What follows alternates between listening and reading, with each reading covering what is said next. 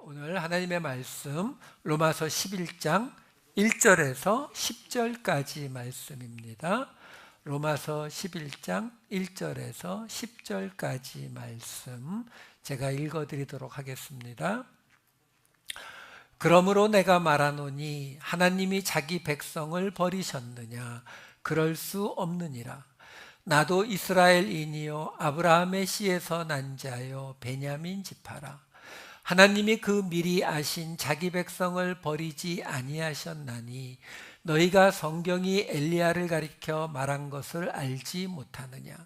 그가 이스라엘을 하나님께 고발하되 주여 그들이 주의 선지자들을 죽였으며 주의 제단들을 헐어버렸고 나만 남았는데 내 목숨도 찼나이다 하니 그에게 하신 대답이 무엇이냐? 내가 나를 위하여 바알에게 무릎을 꿇지 아니한 사람 7,000명을 남겨두었다 하셨으니 그런즉 이와 같이 지금도 은혜로 택하심을 따라 남은 자가 있느니라. 만일 은혜로 된 것이면 행위로 말미암지 않음이니 그렇지 않으면 은혜가 은혜되지 못하느니라. 그런즉 어떠하냐? 이스라엘이 구하는 그것을 얻지 못하고 오직 택하심을 입은 자가 얻었고 그 남은 자들은 우둔하여 졌느니라. 기록된 바 하나님이 오늘까지 그들에게 혼미한 심령과 보지 못할 눈과 듣지 못할 귀를 주셨다 함과 같으니라. 또 다윗이 이르되 그들의 밥상이 올무와 덫과 거치는 것과 보응이 되게 하시옵고 그들의 눈은 흐려 보지 못하고 그들의 등은 항상 굽게 하옵소서 하였느니라. 아멘. 지난주에 사도 바울이 무슨 이야기를 했었느냐면 지금 이 유대인 로마 교회에 있는 유대인 그리스도인들한테 지금 설명하고 있는 것이 바로 은혜에 관한 이야기였거든요. 그걸 받아들이지를 못한, 그러니까 한마디로 말하면 은혜. 근데 계속 제가 설명드렸잖아요. 그 이방인 그리스도인들에게 자신들이 지켜온 율법 다 지키라는 것도 아니죠. 자기들이 100가지 지키면 그 중에 가장 중요한 서너 가지만이라도 지켜야 그래야 너희가 하나님을 믿는다는 게 되지 않겠니? 뭐 이런 정도가 되겠지만 그 한 가지 두 가지만이라도 지키라고 하는 그것이 결국은 하나님의 은혜의 구원을 온전히 이해하지 못하고 있었던 이야기가 되는 거거든요. 그러니까 사도 바울이 그 이야기를 계속 이야기하고 있었죠. 그러면서 이방인들은 하나님이 자기를 찾지도 않으셨는데도 불구하고 나타나셨고, 그리고 이스라엘은 불순종했음에도 불구하고 하나님이 종일 손을 벌려서 기다리고 계셨다라고 이사야서를 인용했던 것이 지난주의 끝부분이었어요. 자, 문제가 뭐냐면 이사야서를 인용했거든요. 근데 이사야서의 결론은 어떻게 났어요? 결국 그 이사야의 경고를 듣지 않아서 유다가 멸망당했죠. 그러면 지금 사도 바울이 바로 그 이사야서를 인용했단 말이죠. 하나님이 종일 손을 벌렸다. 그런데 안 들었다. 그래서 멸망당했다. 이게 결론이거든요. 그러면 여기서 이야기가 끝나게 되면 이 이야기를 받는 로마 교회의 유대인 그리스도인들 입장에서는 그러면 결국 우리는 끝났다는, 유대인들은 하나님한테 더 이상 끝났다는 얘기냐, 지금 이사야서 인용한 게 그 뜻 아니냐, 이렇게 되는 거예요. 그래서 사도 바울이 추가 설명이 필요한 겁니다. 그게 11장 1절에 이렇게 시작이 되는 거죠. 그러므로 내가 말하노니 하나님이 자기 백성을 버리셨느냐? 그럴 수 없다. 나도 이스라엘인이요 아브라함의 씨에서 난 자요 베냐민 지파라. 무슨 말이에요? 하나님이 그러면 자기 백성인 유대인들을 버렸다는 이야기냐? 아니라는 거죠. 근데 그 근거가 뭐냐?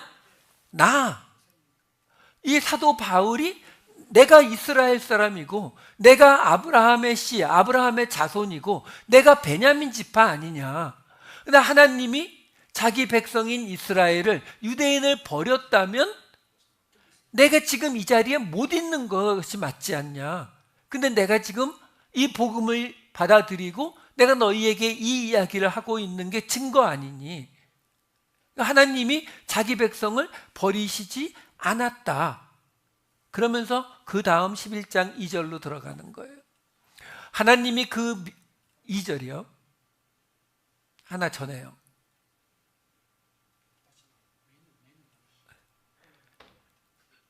예, 지금 이 인턴이 시작돼서 지금 이해해 주세요. 우리 그 어디 식당 같은 데 갔을 때도 비기너 그러면 우리가 이해해 주잖아요. 11장 2절에 이렇게 이어지는 거예요. 하나님이 그 미리 아신 자기 백성을 버리지 아니하셨나니 너희가 성경이 엘리야를 가리켜 말한 것을 알지 못하느냐? 그가 이스라엘을 하나님께 고발하되. 여기서요, 여러분, 지금 이제 엘리야에 관한 사건을 사도 바울이 인용할 거예요. 그런데 그 이야기에 대해서 지금 사도 바울이 뭐라고 말하고 있냐면, 성경이 엘리야를 가리켜 말한 것, 요것을 지금 설명하려고 하는 거예요. 그러니까 지금 이 이어지는 이제 3절, 4절이 엘리야에 관한 열왕기상의 말씀을 인용하는 게 나오거든요. 11장 3절, 4절을 볼게요. 주여, 그들이 주의 선지자들을 죽였으며 주의 제단들을 헐어버렸고 나만 남았는데 내 목숨도 찼나이다 하니 그에게 하신 대답이 무엇이냐? 내가 나를 위하여 바알에게 무릎을 꿇지 아니한 사람 7,000명을 남겨두었다 하셨으니. 자, 이게요 무슨 상황이냐면 엘리야가 갈멜산에서 바알 선지자 450명을 물리치고 다 죽여버리잖아요. 그렇죠? 그리고 드디어 3년 만에 비가 오게, 기도했을 때 비가 왔어요. 그러니까 다시 말해서 엘리야가 대적이 되는 바알 선지자들도 물리쳤고 지금 그 유다의 가장 큰 문제인 비가 안 오는 문제도 해결했어요. 다 됐죠. 하나님이 응답하셨어요. 그랬는데 이세벨이, 아합의 아내인 이세벨이 엘리야를 죽이겠다고 덤비니까 엘리야가 떠나서, 왜? 자기 잡히면 죽으니까 도망가서 하나님의 산 호렙까지 도망가서 하나님 앞에 엘리야가 불평하는 내용이에요. 그 내용이 그 이스라엘이 주의 선지자들을 죽이고 제단들을 헐어버려서 자기만 남았는데 자기도 지금 죽이려고 찾고 있다고 그렇게 말하니까 하나님의 대답이 뭐냐면 내가 나를 위하여 바알에게 무릎을 꿇지 아니한 사람 7,000명을 남겨두었다 라고 말했다는 요 대목을 인용한 거예요. 이 인용된 곳이 열왕기상 19장 10절과 18절이에요. 그가 대답하되 내가 만군의 하나님 여호와께 열심히 유별하오니 이는 이스라엘 자손이 주의 언약을 버리고 주의 제단을 헐며 칼로 주의 선지자들을 죽였음이오며 오직 나만 남았거늘 그들이 내 생명을 찾아 빼앗으려 하나이다 하고 다른 내용이 요 가운데 들어가고 끝에 가서 하나님이 말씀하시기를 그러나 내가 이스라엘 가운데에 7,000명을 남기리니 다 바알에게 무릎을 꿇지 아니하고 다 바알에게 입맞추지 아니한 자니라 이렇게 나와요. 자, 여기서 우리가 봐야 될 게 몇 가지가 있어요. 첫 번째 시작은 아까 보았던 오늘 본문 11장 4절에 보게 되면은 11장 4절에는 어떤 구절이 있었느냐면 여기 지금 하나님이 하시는 말씀을 사도 바울이 인용해 온 건데 여기 지금 내가 나를 위하여 바알에게 무릎을 바알에게 이렇게 나와요. 바알. 이게 헬라어를 보면은요. 이 바알은 신의 이름이잖아요. 그렇죠? 고유명사거든요. 그러면 그 신의 이름 앞에는 뭐가 붙게 돼 있냐면 관사가 붙게 돼 있어요. 우리말에는 관사가 없기 때문에 관사가 우리한테 굉장히 어려운데, 어쨌든 바알이라고 하는 이 이름 앞에는 관사가 붙게 되어 있고, 당연히 이 바알은 남성신이에요. 그러니까 관사가 남성형 관사가 붙는 게 맞아요. 근데 여기에 여성형 관사 태가 붙어 있습니다. 원래 토가 붙어야 되는데 태가 붙어 있어요. 뭐 사실 쉽게 생각하려면 쉽게 생각할 수 있어요. 아, 사도 바울도 사람인데 뭐 쓰다 헷갈렸겠지, 뭐 이렇게 생각해 버리면 돼요. 근데 그렇지 않을 경우를 생각해 보면 사도 바울이 이 편지를 쓰면서 이거를 왜 여성형 관사를 여기다가 썼을까라는 질문이 생기는 거죠. 이유가 있을 거라는 거예요. 왜? 항상 말씀드리지만 이런 뭔가 좀 다른 모습이 나오게 되면 거의 대부분이 뭐냐면 강조라고 생각하시면 돼요. 하이라이트 할 방법이 없으니까 뭔가 다른 모습을 보여서 사람들로 하여금 주의를 끌게 만드는 거거든요. 그러니까 지금 바알이라고 하는 신을 여성형 관사를 붙임으로 우리의 관심을 지금 끌어오고 있다는 거죠. 자, 그걸 마음에 두고서 가보면은요, 지금 이 열왕기상에 나오는 엘리야의 이야기를 조금 더 따라가 볼게요. 따라가 보면은 지금 도망쳐서 하나님의 산 호렙에 도착했을 때의 이야기가 이 열왕기상 19장 9절에 이렇게 나오는 거예요. 엘리야가 그곳 굴에 들어가 거기서 머물더니 여호와의 말씀이 그에게 임하여 이르시되 엘리야야 내가 어찌하여 여기 있느냐. 그러니까 이어지는 10절이 이렇게 나와요. 그가 대답하되 내가 만군의 하나님 여호와께 열심히 유별하오니 이는 이스라엘 자손이 주의 언약을 버리고 주의 제단을 헐며 칼로 주의 선지자들을 죽였음이오며 오직 나만 남았거늘 그들이 내 생명을 찾아 빼앗으려 하나이다. 요 10절이 아까 사도 바울이 인용했던 11장 3절에 나온 내용이에요. 그리고 나서 11, 12절이 뭐가 나오느냐면 여호와께서 이르시되 너는 나가서 여호와 앞에서 산에 서라 하시더니 여호와께서 지나가시는데 여호와 앞에 크고 강한 바람이 산을 가르고 바위를 부수나 바람 가운데에 여호와께서 계시지 아니하며 바람 후에 지진이 있으나 지진 가운데에도 여호와께서 계시지 아니하며 또 지진 후에 불이 있으나 불 가운데에도 여호와께서 계시지 아니하더니 불 후에 세미한 소리가 있는지라. 자, 모세에 이어서 두 번째로 하나님이 인간에게 나타나시는 장면인데, 여기 보면은 강한 바람으로 나타나신 것 같은데 안 계셨고, 그 다음에 지진으로 나타나셨나 했는데 거기도 안 계셨고, 불 속에 나타나셨나 했는데 거기도 안 계셨단 얘기예요. 근데 세미한 소리가 있대요. 이 원어를 보면 정확히는 조용하고 작은 소리예요. 그러니까 대부분 이 이야기를 우리가 어떻게 해석해요? 하나님은 그렇게 막 지진 막 이렇게 나타나시는 게 아니라 세미한 소리로 말씀하시는 분이니까, 큰 소리로 기도하는 게 아니라 예수님 말씀하신 것처럼 골방에 가서 조용히 기도해야 그 하나님의 소리를 듣는다.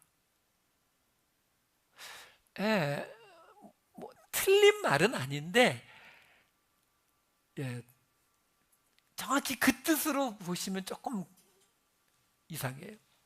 자, 조금 더 볼게요. 이어지는 13, 14절이 어떻게 나오느냐면요, 엘리야가 듣고 겉옷으로 얼굴을 가리고 나가 굴 어귀에 섬에 소리가 그에게 임하여 이르시되 엘리야야 내가 어찌하여 여기 있느냐. 그가 대답하되 내가 만군의 하나님 여호와께 열심히 유별하오니 이는 이스라엘 자손이 주의 언약을 버리고 주의 제단을 헐며 칼로 주의 선지자들을 죽였음이오며 오직 나만 남았거늘 그들이 내 생명을 찾아 빼앗으려 하나이다. 아까 읽은 거하고 똑같은 것 같은데 혹시 잘못 넣은 거 아닌가요? 아니요, 똑같은 게 맞아요. 지금요, 이 9절 말씀과 13절 말씀은 여호와의 말씀이 그리고 13절에는 소리가 요거만 다르고 똑같고요. 10절 말씀과 14절 말씀은 원어로도 그냥 똑같아요. 그러니까 무슨 말이에요? 샌드위치 구조를 보여주고 있는 이야기예요. 그러면 가운데 있었던 아까 나왔던 그거요. 햄이 뭐라고요? 강한 바람, 지진, 불 가운데에도 계시지 않고 조용하고 작은 소리가 있었다라는 그게 가운데에 있는 햄이에요. 자, 지금요, 이 엘리야의 이야기는 우리가 그동안 해석해 오던 방식하고 전혀 다른 이야기예요. 무슨 말이냐면 지금요, 여기 나오는 것 중에서 우리가 지금 봐야 되는 게 이 아까 나왔던 10절과 원어도 똑같다고 하는 14절 말씀을 볼게요. 14절, 이 장면 그대로 보여주세요. 지금 여기 보시면 어떻게 나오냐면 그가 대답하되 내가 만군의 하나님 여호와께 열심히 유별하오니 이렇게 나와요. 자, 이 대목을 우리가 좀 봐야 되거든요. 왜 그러냐면 여러분, 지금까지 우리가 이 이야기를 보듯이 이걸 생각하시면은 이야기가 좀 많이 바뀌어집니다. 무슨 말이냐면 아까 뭐라고 이야기했어요? 지금 이 엘리야가 하나님 앞에 불평하고 하나님이 대답해 주시는 이야기였거든요. 그러면 이 이야기가 어떻게 진행이 됐어요? 지금 이 샌드위치 구조가 있고 나서 그 다음에 이어지는 15, 16, 17절이 이렇게 나와요.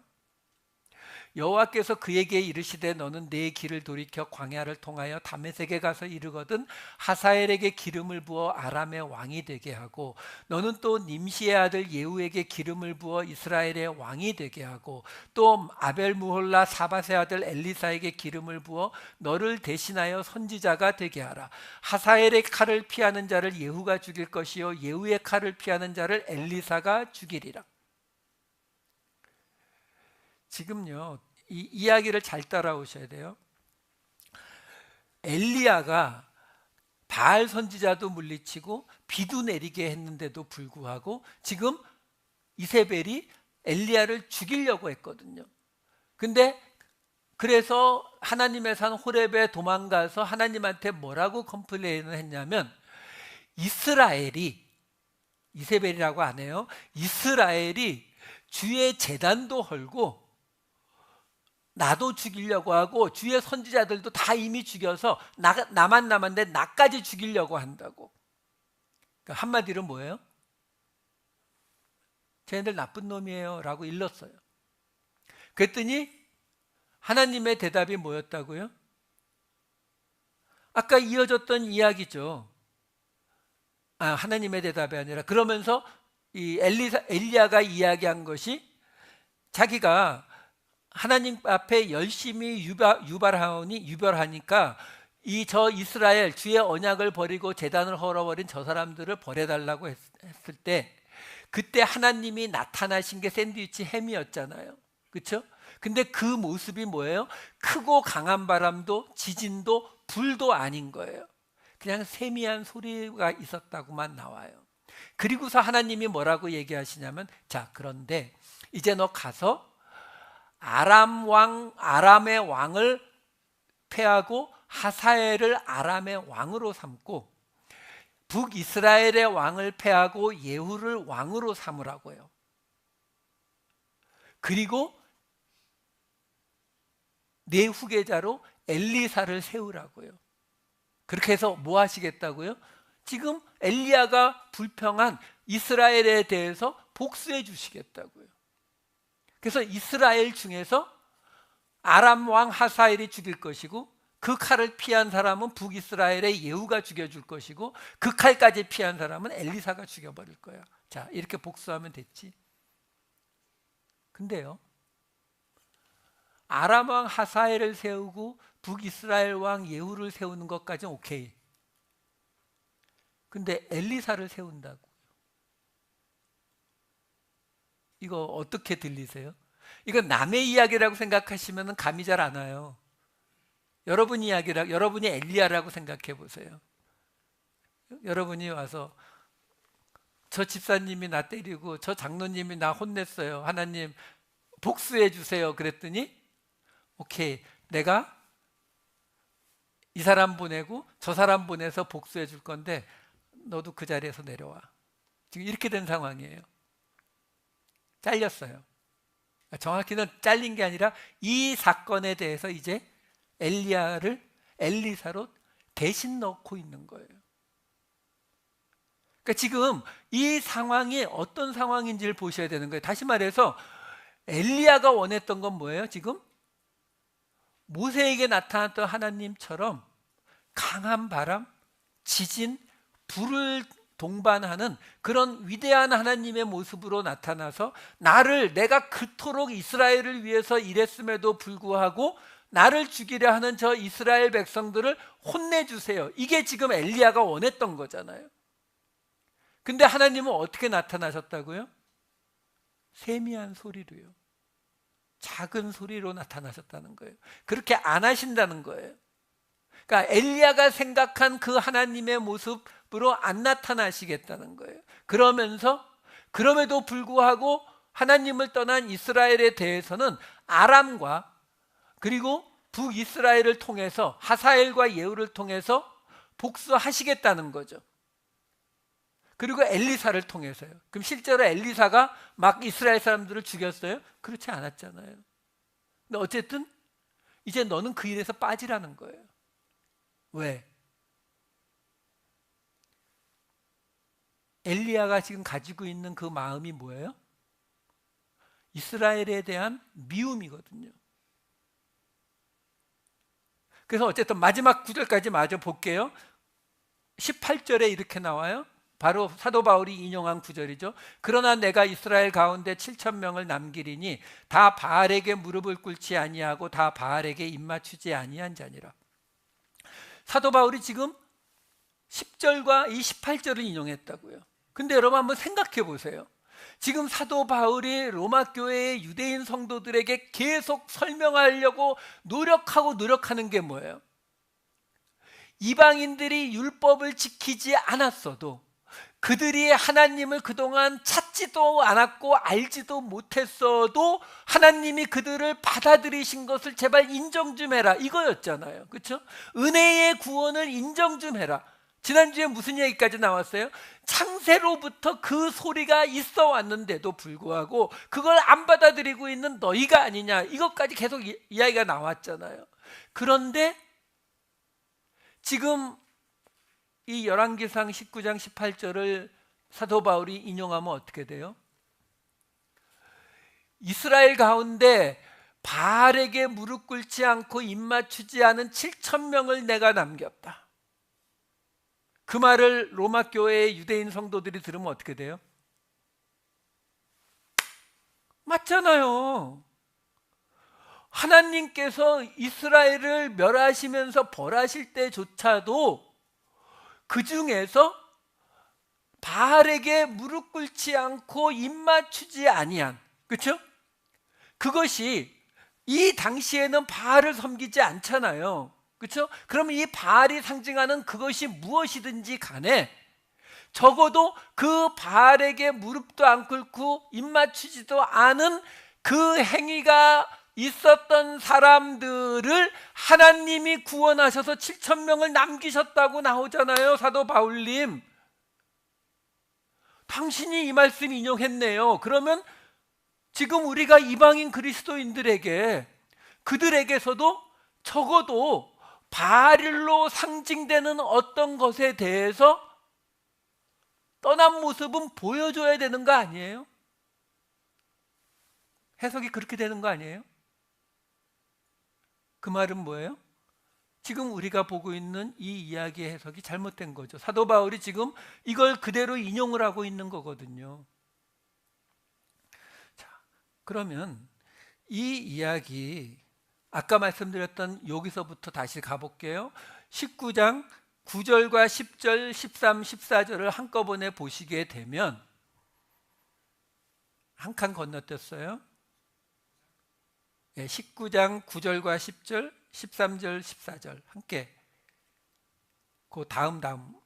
이게 9절, 10절인데 요 9절과 13, 14절이 거의 같다고 말씀드렸어요. 10절과 14절만 보시면 돼요. 그냥 이 장면 그대로 보여주셔도 돼요. 여기 보시면 그가 대답하되, 그러니까 하나님이 엘리야한테 너 왜 여기 와 있니? 라고 물으니까 엘리야가 뭐라고 대답했냐면 하나 전이에요. 14절에 그가 대답하되 내가 만군의 하나님 여호와께 열심히 유별하오니, 이렇게 나와요. 여기 지금 열심히 유별하다라고 번역이 된 히브리어 원어가 두 단어거든요. 두 단어인데 어떤 단어냐면은 카나라고 하는 동사가 두 개가 연속으로 나오고 있는 것이에요. 그 카나라는 동사가 어떤 동사냐? 열심히 있다라는 뜻도 있고 시기하다의 뜻도 있고 질투하다의 뜻도 있는 동사예요. 여러분, 이거는 히브리어도 그렇지만 이 헬라어도 마찬가지예요. 아주 많이 강조하고 싶을 때 같은 뜻을 가진 단어, 똑같은 단어를 연속으로 써요. 그러니까 우리가 성전에 있는 성소 그러면은 거룩한 곳, 그래서 카데시 이렇게 되거든요. 그럼 그 안에 있는 지성소는 거룩하고 거룩한 곳, 그래서 카데시 이렇게 돼요. 그게 지성소예요. 그러니까 이런 방식이라고요. 그러니까 여기 지금 열심히 유별하다로 번역이 된 이 부분이 열심을 내다 또는 시기하다, 질투하다의 뜻을 가진 카나라는 단어가 연속으로 사용된 곳이에요. 그래서 영어 성경을 보면 다 뭐로 번역해 놨냐면 very jealous, 아주 시기하다, 이렇게 돼요. 자, 제가 이걸 설명을 해드리는 이유가 뭐냐면 지금 여기서 엘리야가 내가 하나님 여호와께, 정확히 여호와를 위하여 시기하고 또 시기하오니, 아니면 여호와를 위하여 진짜로 시기하오니, 진짜로 질투하오니, 뭐 이렇게 번역하셔도 돼요.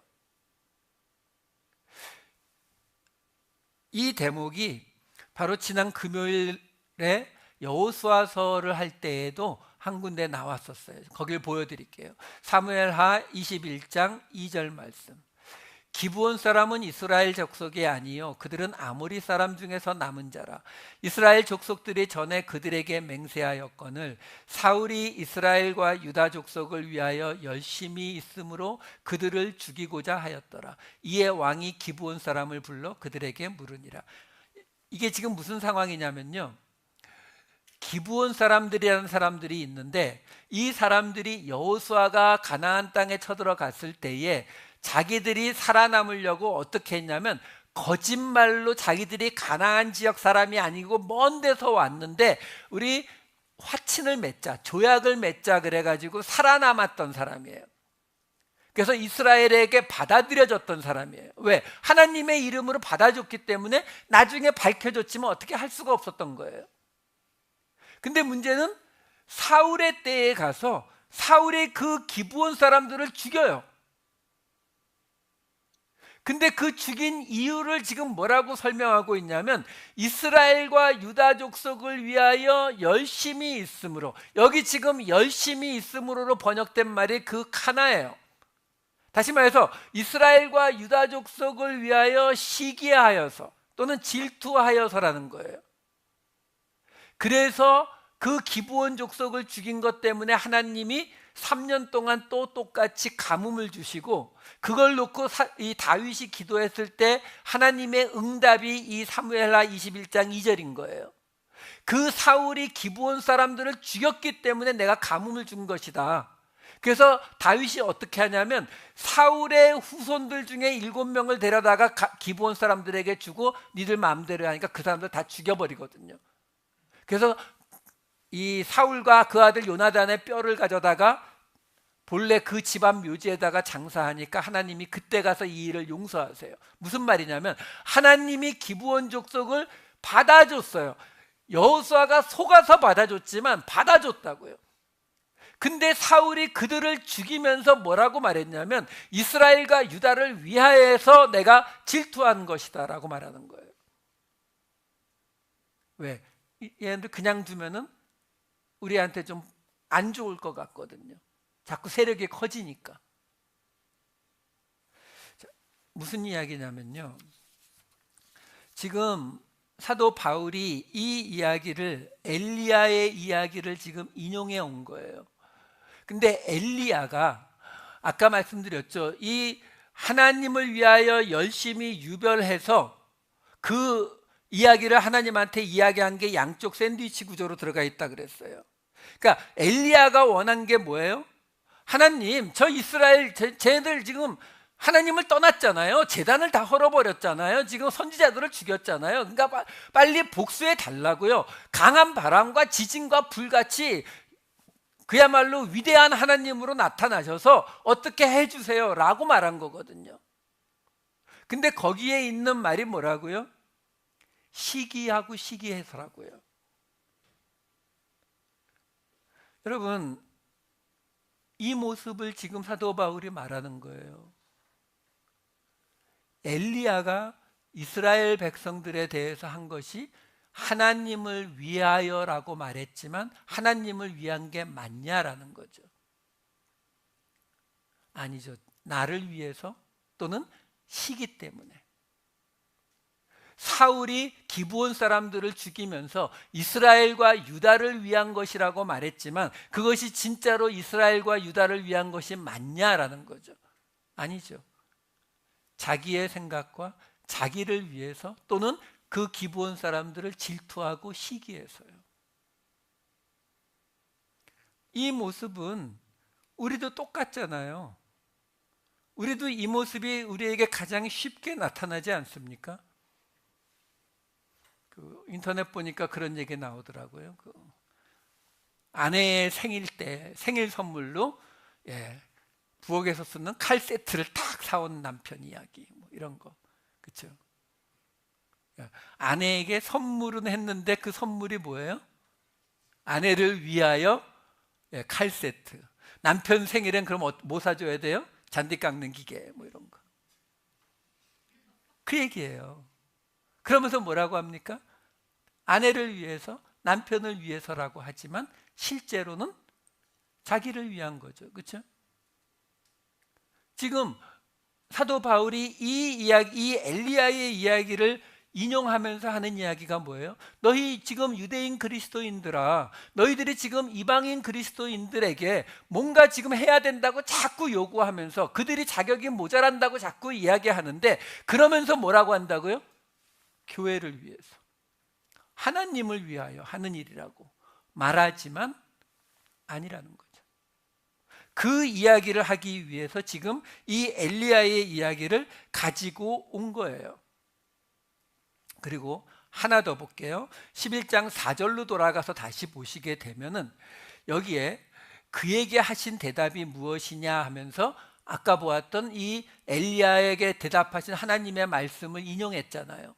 근데 여기 보면 바알에게 무릎을 꿇지 아니한 사람 7,000명을 남겨두었다 하셨으니는 인용한 게 맞는데, 그 바로 앞에 뭐가 들어가 있어요? 뭐가 들어가 있어요? 내가 나를 위하여. 이거는 열왕기상에 없는 구절이에요. 그러니까 우리가 하나님이 바알에게 무릎 꿇지 아니한 7,000명을 남겨두었어. 이게 남은 자 사상이라고 하거든요. 그러니까 어떤 고난이 닥쳐도, 어떤 문제가 생겨도 하나님은 항상 믿는 자들을 어느 정도는 꼭 남겨놓으셔. 그러면 우리는 어떤 마음이 들어요? 그런 말을 들으면 그러면 어떻게 해서든지 그 7,000명 안에는 들어가야 되는구나. 이 세상이 망해도 7,000명 안에만 들어가면, 그렇죠? 물론 그 7,000명이 딱 7,000명은 아니죠. 그렇죠? 7만 명일 수도 있고 뭐 70만 명, 700만 명일 수도 있지만 하여간 그 안에만 들어가면 이 세상에 어떤 고난이 와도 하나님이 나는 지켜주실 거야. 어떤 사람들도 14만 4천에만 들어가면 괜찮아진다고 주장하시는 분들이 있어요. 그 똑같은 얘기예요, 사실은요. 아니라니까요. 지금 이 이야기가 사도 바울이 딱 집어서 말하잖아요. 하나님이 바알에게 무릎 꿇지 아니한 7,000명을 남겨두었다는 그 말의 뜻이 뭐냐라는 거예요. 그냥 너희가 고난을 받을 때에 하나님이 당신의 백성들을 살려두고 있다는 거에서 끝나는 거예요? 아니요. 그게 뭐라고요? 내가 나를 위하여, 정확히는 내가 나 스스로를 위하여, 제기대명사를 쓰거든요. 그러니까 바알에게 무릎 꿇지 아니한 7,000명을 살려두는, 남겨두시는 이유가 뭐냐면 하나님 스스로의 어떤 이유 때문이 있다는 거예요. 그 7,000명을 그 고난에서 건지시고 그 고난을 겪지 않게 해주시거나 약하게 해주시는 것은 거기서 발생되는 파생적인 효과일 뿐이고 그 자체가 하나님을 위한 일이라는 거죠. 그러면 하나님을 위하다 그러면 하나님이 필요하신 게 뭐예요? 하나님이 뭐 필요하신지 혹시 아세요? 제일 힘든 게 그거잖아요. 생일 선물 하려고 하면 저 사람에게 필요한 게 뭐가 있을까? 이거잖아요. 하나님이 원하시는 건 뭐예요? 하나밖에 없죠. 우리요. 그렇죠? 그러니까 무슨 말이에요? 하나님이 원하시는 그 구원의 모습, 그 구원을 이루시기 위해서, 그게 하나님이 원하시는 거잖아요. 그 구원을 이루시기 위해서 7,000명을 남겨두어야 한다라는 거죠. 그러니까 결국 우리가 이런 말씀 속에서 깨달아야 되는 것은, 여러분, 우리가 누군가를 위해서 무엇을 한다 그러면 아내의 생일 선물로 칼 세트 사주지 마시고 아내가 필요한 것을 사주시는 게 맞잖아요. 나 이런 설교하고 나면 나중에 후유증이 좀 있는데 하여간 누군가를 위한다는 것은 그 사람의 의도를, 그렇죠? 그 사람의 뜻을 존중하는 거잖아요. 그렇죠? 돼지고기 싫어하는 남편에게 생일날인데 내가 좋아하는 돼지고기 먹으러 가자 이렇게 말하면 안 되는 거잖아요. 그 사람의 뜻을 존중하는 거잖아요. 그러니까 하나님을 위해서 하나님 스스로 7,000명을 남겨두셨다는 이 말은 한마디로 하나님의 뜻, 하나님의 의도를 깨달으라는 거예요. 유대인들에게 이 말을 왜 한다고요? 너희가 지금 하나님을 위하는 것이 도대체 뭔지 알고 있니? 엘리야조차도 하나님 앞에 그 이스라엘이 잘못한 게 맞으니까 복수해 달라고 했지만 하나님이 그 복수 안 해주시잖아. 그러면서 하나님이 말씀하신 게 뭐야? 그 중에 그래도 이스라엘 백성들이 그렇게 잘못했어도 내가 남은 자를 남겨둘 건데 그 남은 자를 남겨두는 거는 지금 엘리야가 불평한 거에 대해서 또는 그 사람들이 불쌍해서가 아니라 하나님이 이루고자 하시는 일이 있기 때문에 그것을 위해서 남겨놓으신 거야. 근데 그 하나님이 이루고자 하는 것이 지금 사도 바울이 내가 너희들에게 은혜의 구원이라고 수도 없이 말을 하지만 너희는 그 말을 듣지 않고 계속 너희 방식의 기준을 고집하고 있는데 그게 하나님을 위한 게 맞느냐? 이걸 묻고 있는 거예요. 자, 그러면 그래서 앞에서 말씀드렸다시피 여기에 사도 바울이 바알이라고 하는 이 이름 앞에 여성형 관사를 쓰는 거예요. 왜? 여기서 바알은 더 이상 바알이라는 신을 의미하는 게 아니죠. 왜? 이 이야기를 듣는 그 유대인 그리스도인들이 믿고 있는 그들의 기준이 있잖아요. 하나님의 기준이 아닌 그들의 기준, 그걸 지금 빗대고 있는 거거든요. 왜? 우리가 알다시피 구약에서도 신약에서도 하나님을 떠나는 모습을 간음이라고, 음행이라고 나타내거든요. 근데 우리가 신약에 익숙하다 보니까 신약에서는 항상 우리가 신부가 되고 그리스도, 어린 양이 신랑이 되는 이 패턴만 익숙하지만 지금 이 이야기는 항상 남자들끼리의 이야기거든요. 한 군데만 볼게요. 사사기 8장 33절을 보시게 되면 기드온이 이미 죽음에 이스라엘 자손이 돌아서서 바알들을 따라가 음행하였으며 이렇게 나온다고요. 그러니까 음행의 대상, 하나님을 떠난 모습. 그래서 여기서 바알을 여성형 관사를 붙여버리는 거예요. 그러니까 너희가 지금 하나님의 뜻을, 의도를 따라가는 것이 아니라 지금 바알과 음행하고 있는 상태다라는 것을 지금 사도 바울이 강조를, 포인트를 주기 위해서 그렇게 이야기를 한 거다라는 거죠. 자, 그 다음 이어지는 11장 5절로 넘어갈게요. 그런즉 이와 같이 지금도 은혜로 택하심을 따라 남은 자가 있느니라. 그런즉 이와 같이 지금도, 더 정확히는 지금 바로 이때에 은혜로 택하심을 따라 남은 자가 있느니라. 지금 아까 말씀드렸잖아요.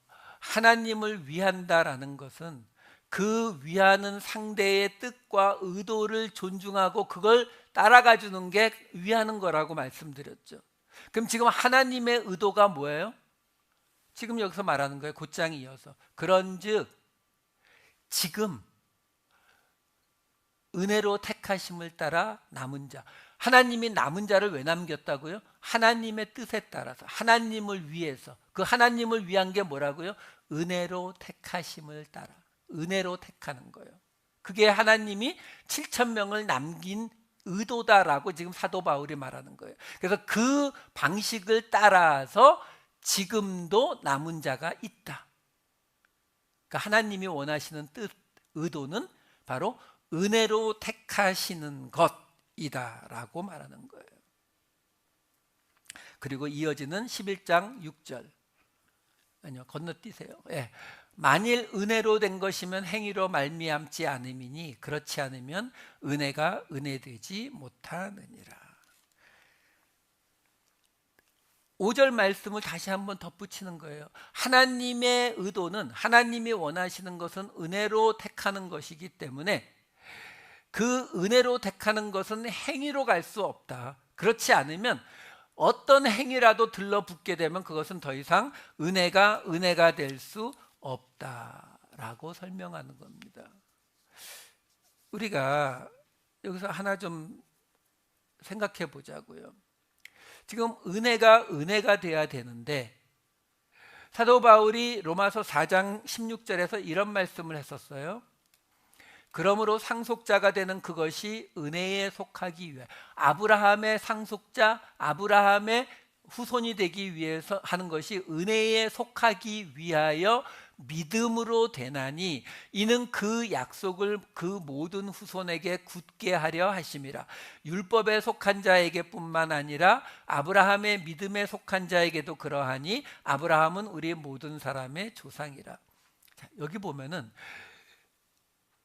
아브라함의 상속자가 된다는 것이 뭐예요? 구원받는 자, 그렇죠? 하나님이 아브라함에게 구원을 약속하셨으니까. 근데 그게 은혜에 속하기 위해서 믿음으로 된다고 나와요. 여러분, 은혜와 믿음을, 이걸 오해하시는 경우가 굉장히 많은데 간단하게 설명해 드릴게요. 그냥 외워버리세요. 이해가 안 되시면. 우리가 믿음이라고 하는 것은요, 뭘 믿으세요? 하나님을 믿으세요? 하나님은 귀신도 믿고 떨어요. 그러니까 우리가 믿는 게 그러니까 우리가 믿음이라는 말을 굉장히 많이 사용하는데 사실 우리의 믿음이 적용되는 곳은 딱 한 가지밖에 없어요. 믿음은 은혜에 적용되는 거예요. 은혜의 구원에 적용되는 거예요. 그러니까 더 정확히 설명하면 우리를 은혜로 구원하시는 하나님을 믿는 믿음이에요. 믿음을 이거 말고 다른 데 적용하시면 다 어긋납니다. 대표적인 게 뭐예요? 믿음도 큰 믿음, 작은 믿음, 강한 믿음, 약한 믿음, 이거 구분하잖아요. 그 구분해서 어쩌려고요? 큰 믿음은 되고 약한 믿음은 안 되면 그 차이가 은혜가 아닌 거예요. 그러니까 은혜와 믿음은요, 그냥 한 덩어리라고 생각하세요. 은혜 없는 믿음도 없어요. 믿음 없는 은혜도 없어요. 물론 있죠. 있는데 그거는 기독교 교리가 아니란 말이에요. 바깥으로 나가버리는 거예요. 내가 은혜를 믿어야 은혜를 받아들일 수 있어요. 은혜를 믿는다는 게 뭐예요? 내가 죄인이고 내가 아무것도 안 했어도 하나님이 나를 구원하실 거야. 이게 안 믿어지는데 어떻게 은혜로 들어가겠어요? 안 된다니까요. 반대로 은혜가 없는 믿음? 그게 바리새인들이고 유대인들이에요. 그러니까 은혜 없는 믿음도 없고 믿음 없는 은혜도 없어요. 이 둘은 그냥 동시에 함께 돌아가는 개념이라고 생각하시면 돼요. 이걸 따로 나눠서 어느 쪽이 먼저인지 뭐 이거 계산하기 시작하면은 그 결과는 어긋나게 되어 있어요. 그러니까 믿음과 은혜, 그 믿음과 은혜를 분명히 한 덩어리라는 거, 같이 적용되는 거라는 거 생각하시고 그 다음 11장 7절로 넘어갈게요. 그런즉 어떠하냐? 이스라엘이 구하는 그것을 얻지 못하고 오직 택하심을 입은 자가 얻었고 그 남은 자들은 우둔하여 졌느니라. 이스라엘이 구했던 그 하나님의 구원을 얻지 못하고 오직 택하심을 받은 자가 얻었는데 그 택하심을 받지 못한 자들은 우둔하여졌다. 여기 우둔하여졌다라고 하는 이 말은 포로라는 단어인데 이 포로는 포로스가 돌이에요. 돌. 그러니까 돌같이 됐다는 거예요. 그러니까 지금 하나님의 택하심을 입지 못한 자들, 그럼 택하심을 입지 못했다는 건 뭐예요? 은혜로 부르심을 받지 못했다는 거죠. 그러면 믿었는데도 은혜로 부르심을 못 받을 수도 있나요? 그렇게 생각하면 안 된다고 제가 말씀드린 거예요. 이 둘은 동시의 관계, 함께만 존재하는 거라고 생각을 머릿속에 확 집어넣으세요. 그러니까 택하심을 입지 못했다, 은혜로 부르심을 받지 못했다, 믿지 않았다, 다 같은 얘기라고 생각하시라고요. 자, 그런데 그 남은 자들, 그렇지 못한 사람들은 어떻게 됐다고요? 우둔해졌다. 그 말이 뭐냐면 마음이 돌덩어리 같이 돼갖고, 돌덩어리 같이 됐다는 말이 뭐예요? 새로운 걸 받아들이지를 못하고 있다고요. 그들이 알고 있는 것들을 받아들이지 못하는 것을 나타내기 위해서 사도 바울이 여기서 우둔해졌다라는 말을 사용하고 있다라는 거예요. 그러면서 11장 8절에 어떻게 넘어갔냐면 이제 또 인용이 나옵니다. 기록된 바 하나님이 오늘까지 그들에게 혼미한 심령과 보지 못할 눈과 듣지 못할 귀를 주셨다 함과 같으니라. 혼미한 심령, 요거는 이사야서의 인용이고 보지 못할 눈, 듣지 못할 귀는 신명기의 인용이에요. 먼저 이사야서를 먼저 볼게요. 이사야서 29장 10절. 대저 여호와께서 깊이 잠들게 하는 영을 너희에게 부어주사 너희의 눈을 감기셨음이니 그가 선지자들과 너희의 지도자인 선견자들을 덮으셨음이라. 그리고 신명기 29장 4절. 그러나 깨닫는 마음과 보는 눈과 듣는 귀는 오늘 여호와께서 너희에게 주지 아니하셨느니라. 이 둘을 합해서 지금 사도 바울이 인용한 건데 이사야서 29장 10절, 항상 문맥을 같이 봐야 된다고 말씀드렸어요. 그 뒤에 이어지는 이사야서 29장 11, 12절을 보시면 이렇게 나와요.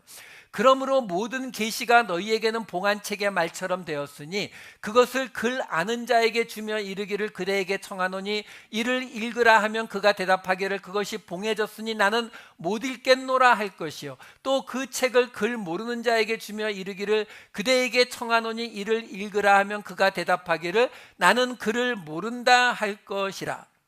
그러니까 지금 사도 바울이 인용한 이 혼미한 심령이라고 말한 그 말이 뭘 뜻하는 거냐면 뭐 정신적으로 어지럽다든가 이런 거 하나도 말 안 하는 거예요. 지금 말하는 건 뭐냐면 하나님의 계시가 지금 책으로 글로 주어졌는데 그것을 안 읽는 사람들에 대한 이야기라고요. 그래서 이어지는 29장 13절을 보시게 되면 이렇게 나오는 거예요. 주께서 이르시되 이 백성이 입으로는 나를 가까이하며 입술로는 나를 공경하나 그들의 마음은 내게서 멀리 떠났나니 그들이 나를 경외함은 사람의 계명으로 가르침을 받았을 뿐이라. 여기 나오잖아요. 지금 하나님의 말씀을 안 읽는다라고 금방 앞에서 말했는데 그 안 읽는다는 말이 아예 하나님의 말씀을 읽지를 않는다는 말이 아니라 뭐라고요? 하나님의 말씀을 사람의 계명으로 가르침을 받는 방식으로 읽었기 때문에 그러는 거예요. 그걸 뭐라고 한다고요? 혼미한 심령이요. 영을 잠들게 했다라고 지금 사도 바울이 이걸 인용하고 있는 거예요. 그래서 이 이사야서 29장 끝에 가면은 메시아가 와서 회복시키는 모습을 18, 19절에 이렇게 나와요. 그날에 못 듣는 사람이 책의 말을 들을 것이며 어둡고 캄캄한 데에서 맹인의 눈이 볼 것이며 겸손한 자에게 여호와로 말미암아 기쁨이 더하겠고 사람 중 가난한 자가 이스라엘의 거룩하신 이로 말미암아 즐거워하리니. 여기 나오잖아요. 예수님이 왜 맹인의 눈을 뜨게 하고 귀머거리의 귀를 열게 하셨어요? 왜 사도행전에서 가난한 자가 없다는 이야기를 해요?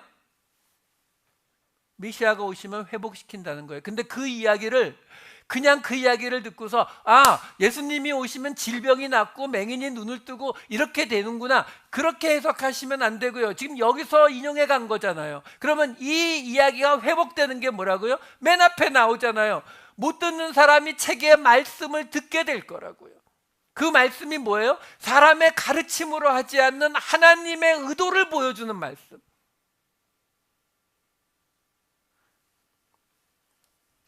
성경 통독 하시는 게 좋아요. 안 하시는 것보다 훨씬 낫습니다. 근데 그거 아주 철저한 한국식이에요. 옛날에 공부 많이 한 사람을 뭐라고 표현했냐면 천자문을 10,000번 읽었다, 뭐 사서삼경을 1000번 읽었다, 이런 식으로 표현했어요. 나쁘다는 거 아니에요. 하세요. 꼭 이런 것만 기억하시면서 안 읽어도 되는데 뭐 이렇게 말씀하시면 안 돼요. 근데 그 말씀을 읽는 게 중요한 것이 아니라 사람의 가르침, 한마디로 우리가 가진 기준, 우리의 윤리와 도덕과 우리의 상식과 나를 위해서 또는 시기의 질투를 통해서 그 말씀을 해석을 하면은 혼미한 심령을 가진 거하고 똑같다고요. 영이 잠드는 거하고 똑같다고요. 자, 그리고 눈 안 보이고 귀 안 들리는 이야기는 신명기 말씀의 인용이라고 했죠. 아까 신명기 29장 4절이었는데 3절, 그 바로 앞에 있는 3절과 같이 볼게요. 곧 그 큰 시험과 이적과 큰 기사를 내 눈으로 보았느니라. 그러나 깨닫는 마음과 보는 눈과 듣는 귀는 오늘 여호와께서 너희에게 주지 아니하셨느니라. 이게 지금 신명기예요. 모세가 지금 이스라엘 백성들에게 마지막으로 지금 전하고 있는 말씀이거든요. 근데 모세를 통해서 하나님이 뭐라고 말씀하시냐면 너희가 지금 그 출애굽과 광야를 통해서 시험과 이적과 기사를 내 눈으로 보았다는 거예요. 왜? 같이 경험했으니까. 근데 뭐라고 해요? 근데 깨닫는 마음과 보는 눈과 듣는 귀는 하나님이 너희에게 안 주셨다는 거죠. 무슨 말이에요? 그 하나님이 행하신 그 애굽에서의 10가지 재앙과 그 이후에 일어난 여러 가지 기적과 이사들이 있는데 그걸 다 보고 경험했다니까요. 근데 그 안에 다른 뜻이 있었다는 거예요. 근데 너희가 그걸 깨닫는 마음과 보는 눈과 듣는 귀가 없다라고 지금 말하고 있는 거거든요. 그러면 그 이적과 기사들을 통해서 뭘 깨달았어야 되느냐? 29장 9절에 이렇게 나와요. 그런즉 너희는 이 언약의 말씀을 지켜 행하라. 그리하면 너희가 하는 모든 일이 형통하리라. 근데 언약의 말씀을 지켜 행하는 것이 뭐냐? 신명기 29장 14, 15절에 이렇게 나와요. 내가 이 언약과 맹세를 너희에게만 세우는 것이 아니라 오늘 우리 하나님 여호와 앞에서 우리와 함께 여기 서 있는 자와 오늘 우리와 함께 여기 있지 아니한 자에게까지이니. 이제 사도 바울이 왜 이 말씀을 인용했는지 아시겠죠? 한마디로 이사야서 29장 말씀은 유대인 그리스도인들에게 지금 너희가 하나님의 본래 의도를 깨닫고 있는 거 맞니? 지금 내가 보기에는 너희 지금 하나님의 말씀을 전혀 의도를 깨닫지 못하는 혼미한 심령 속에 갇혀 있는 것 같은데? 그리고 신명기 말씀을 같이 인용하면서 너희가 지금 이방인 그리스도인들에 대해서 그토록 못 견뎌 하는데 모세 때부터 이미 너희가 아무리 그동안 아브라함의 후손으로 유대인들이 가지고 있었던 많은 기적과 이런 것들의 경험을 가지고 있다고 해도 너희가 그것으로 다 되는 것이 아니라 하나님이 깨닫는 마음과 듣는 귀와 보는 눈을 안 열어주셨잖아. 근데 너희가 그 깨닫지 못한 게 뭐야? 이때부터 이미 하나님은 그 언약과 맹세를 지금 여기 우리와 함께 있지 아니한 자들에게까지도 허락하셨는데 너희는 왜 이방인들을 못 받아들이는 건데? 이 이야기를 하는 거예요. 이 이야기는 예수님의 이야기로도 증명이 돼요. 마가복음 4장 12절 보면 예수님이 똑같이 여길 인용해서 이렇게 말씀하십니다. 이는 그들로 보기는 보아도 알지 못하며 듣기는 들어도 깨닫지 못하게 하여 돌이켜 죄사함을 얻지 못하게 하려 함이라 하시고, 이 말씀이 왜 나왔는지 아세요? 이 말씀이 바로 그 유명한 씨 뿌리는 비유에서 나온 말씀이에요. 씨 뿌리는 비유를 했는데 어려우니까 제자들이 왜 비유로 말씀하세요? 그러니까 못 깨닫게 하려고. 근데 그 씨 뿌리는 비유가 뭐에 관한 비유예요? 두 군데만 볼게요. 마가복음 4장 14절과 20절. 뿌리는 자는 말씀을 뿌리는 것이라. 20절. 좋은 땅에 뿌려졌다는 것은 곧 말씀을 듣고 받아 30배나 60배나 100배의 결실을 하는 자니라. 말씀에 관한 거예요. 우리가 믿는 하나님이 이 세상의 창조주이신 이상, 그리고 그분이 우리 앞에 번쩍번쩍 나타나시는 것이 아니라 세미한 소리로, 작은 소리로 말씀하시는 분인 이상, 우리에게 말씀으로 주어진 이상, 우리의 믿음의 싸움의 시작과 끝은 그 말씀을 통해서 하나님의 의도를 찾아낼 수 있느냐 없느냐의 싸움이에요. 아무리 하루 종일 성경을 읽고 있어도 그 말씀을 가지고 내 생각으로, 내 기준으로 적용시키고 있으면 아무 소용이 없다고요. 그 말씀을 통해 하나님이 말씀하시는 것을 우리가 받아들일 수 있느냐의 문제라고요. 이게 쉽지가 않다고요. 여기에서도 예수님이 이 말씀을 뒤에 가서 마가복음 4장 23, 24절에는 이렇게도 말씀하시거든요. 들을 귀 있는 자는 들으라. 또 이르시되 너희가 무엇을 듣는가 스스로 삼가라. 그래서 4장 11절을 보시면 이렇게 돼요. 이르시되 하나님 나라의 비밀을 너희에게는 주었으나 외인에게는 모든 것을 비유로 하나니. 여기서도 예수님이 이 이야기를 시작하실 때 외인이라고 말해요. 여기 지금 외인이라고 번역이 되어 있는 단어가 길어요. 에케이노스, 토이스, 엑소라는 세 단어인데, 이걸 직역을 하게 되면 이 엑소라는 단어가 뜻이 좀 아리송해서 두 가지 정도로 해석이 가능해요. 어떤 것 바깥에 있는 자, 이렇게 해석이 돼요. 그러니까 지금 여기는 외인이라고 해서 이 제자 공동체 바깥에 있는 자로 해석도 되고, 또는 뭐가 없는 자도 돼요. 이 엑소라는 단어가 뭐가 없거나 또는 바깥이란 뜻이 있어서 그래요. 그러니까 둘 다 돼요.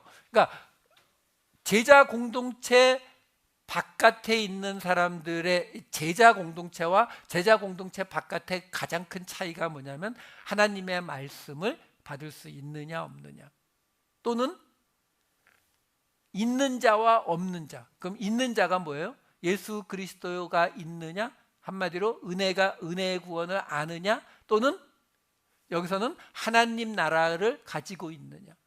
없는 자에게는 이것이 깨달아지지 않는다. 이 구분을 하고 있더라라는 거예요. 자, 이제 마지막 11장 9절과 10절을 보고 마칠게요. 또 다윗이 이르되 그들의 밥상이 올무와 덕과 거치는 것과 보응이 되게 하시옵고 그들의 눈은 흐려 보지 못하고 그들의 등은 항상 굽게 하옵소서 하였느니라. 요거는 시편 69편 22, 23절의 인용입니다. 그들의 밥상이 올무가 되게 하시며 그들의 평안이 덫이 되게 하소서. 그들의 눈이 어두워 보지 못하게 하시며 그들의 허리가 항상 떨리게 하소서. 다윗이 자기를 핍박하는 사람들에 대해서 하나님 앞에 불평한 내용이에요. 근데 여기서 우리가 오해되는 게 뭐냐면 여기 지금 그들의 밥상이 올무가 되게 한다. 밥상. 이 밥상이라고 하는 슐한이라고 하는 이 히브리어가 있는데 말 그대로 밥상이에요. 식탁. 근데 그러다 보니까 이게 이제 막 해석이 상상 속으로 넘어 들어가 버려요. 아, 밥상이 올무가 된다. 그럼 밥에는 우리가 먹는 것들이 많이 있는데 그 먹는 것들이 도리어 올무가 된다, 함정이 된다, 뭐 이런 식으로 막 그 상상이 뻗어가는데 그런 내용 아니고요. 여기 밥상이라고 나오는 이 슐한이라고 하는 단어가 본래 어디서 온 거냐면 펼치다 이런 뜻을 가진 단어에서 왔거든요. 여러분 그 중동 지방의 그 찍은 뭐 유튜브나 이런 걸 보시게 되면은 집안에 들어가서 식사할 때 식탁이 있지 않아요. 그 사람들이 그렇게 식탁 이렇게 입식으로 사는 사람들이 아니에요. 밥 먹을 때 어떻게 하는지 아세요? 보자기를 하나 가져다가 앞에 쫙 펼칩니다. 그리고 그 위에다가 음식을 늘어놓고 먹고, 그리고 다 먹으면은 그대로 다시 싸면 끝이에요. 그게 여기 나오는 밥상이에요. 그러니까 그 밥상이 여기 올무가 되다라는 단어도 함정을 만들다 또는 그물도 올무잖아요. 그러니까 한마디로 말하면 밥을 먹기 위해서 착 펼치는 이 보자기 같은 게 그들을 잡는 그물처럼 되게 해달라는 거예요.